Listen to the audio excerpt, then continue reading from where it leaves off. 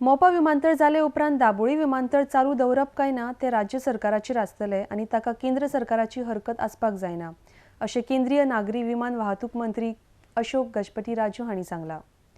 Dabolim विमानतळाचो multi car parking प्रकल्प bureau of civil एव्हिएशनाचे सुरक्षा मान्यतायेक लागून आडून उरला अशी माहिती तांणी मुखार दिल्या.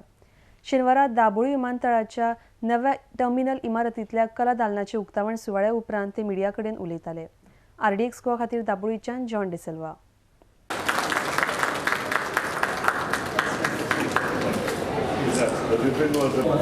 You see, that's left for everyone to decide locally. In some states, they would like it to exclusive airport because so that that airport also starts giving a return in the foreseeable future, because infrastructure returns come over a period of time.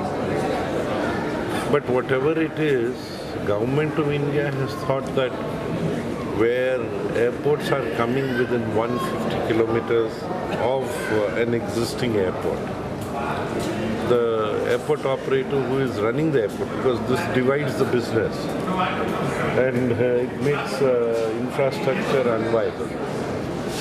So we need to keep that also in mind. So where there are civil enclaves like you have in Goa, Visakhapatnam, Pune, AAI for putting these enclaves will not charge a compensation. Rest of the places they will charge a compensation. Dabolim will continue. That's left to the locals, I would say. It is not civil aviation. We take the decision, but we will depend on the locals. You see, this is infrastructure that is already there. So it is in the hand of the state government. I would say Government of India will be guided by the state government in this regard.